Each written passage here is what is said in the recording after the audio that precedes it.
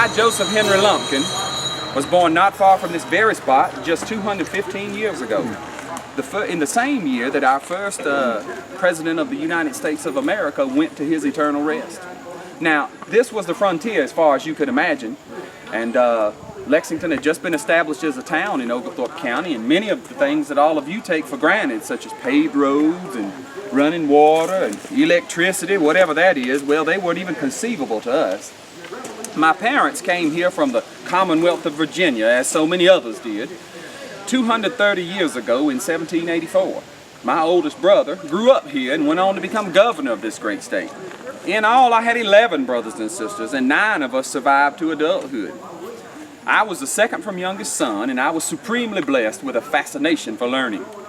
If my young life was filled with what seemed like endless days of hard manual farm labor, like cutting timber, clearing fields, plowing fields, sowing fields, and harvesting fields, and it was, well, then I saw just as many evenings when I could read and learn and read some more.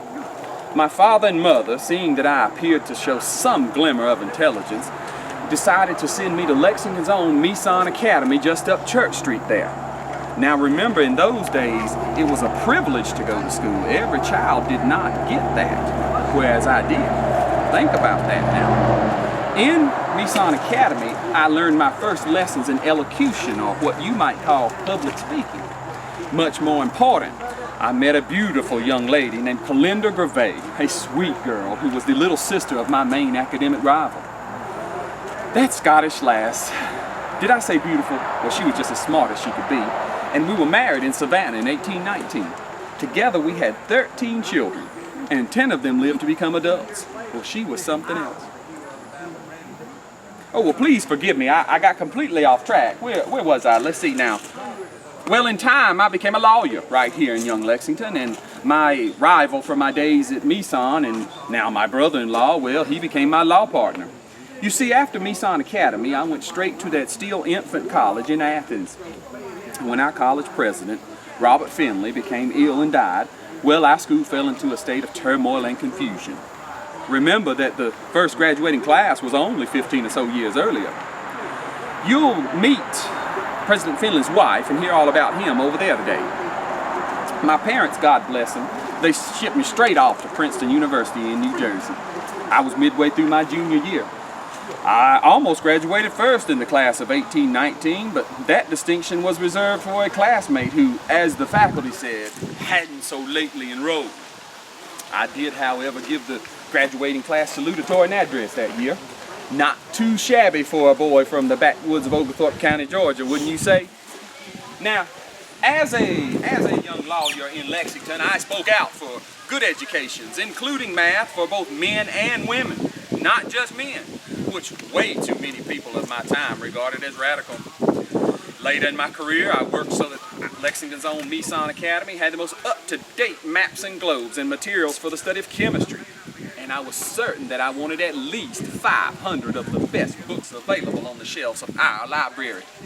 Now bear in mind, there may not have been 500 books in the entire county at that time. Well, like my father and my oldest brother Wilson, I was elected to 2 terms of the Georgia legislature. When just a junior representative, I was made chairman of a committee to investigate whether President John Quincy Adams' administration was interfering with Georgia's sovereign rights. I always believed that a state had the power to leave the Union if the federal government overstepped or abused its authority, which it often does. But I spoke out against leaving the Union for decades until one awful day in 1860 when Lincoln was elected president. Then my tune changed. I could see that nightmarish war coming towards us, but those of us who saw it barreling in were powerless to stop it. On a state level, I was an ardent supporter of forming a Georgia Supreme Court system. While you may find it difficult to imagine a time so long ago when some states did not have a Supreme Court, well, there was Georgia fumbling along with a great big tangle of laws that were applied different ways to different people in different parts of the state. Ridiculous! And who would have thought that this very citizen of Lexington would, in 1863, become Georgia's first official Chief Justice? Since 1843, I had been the University of Georgia's only law professor, and in 1854, I was made a trustee of the school. Around that time, United States President Franklin Pierce, the 14th president, offered me a lifetime appointment to a federal judgeship. What an honor for someone from Oglethorpe County. But the thought of leaving this beautiful part of the country and leaving our fledgling Supreme Court to move my family way up to Washington, D.C., well, that was unthinkable. I escaped the punishment of living in the North, only to be named Chancellor of the University of Georgia here. But I also had the good sense to decline that position as well. You see, I wanted to nurse our still young Supreme Court.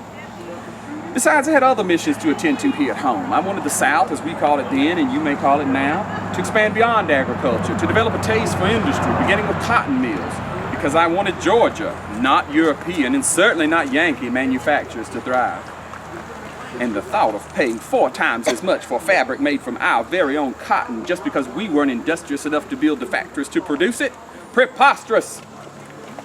Well, my so-called rich baritone voice may start to fade if I don't give it a rest, and it's probably already lost its charm for you.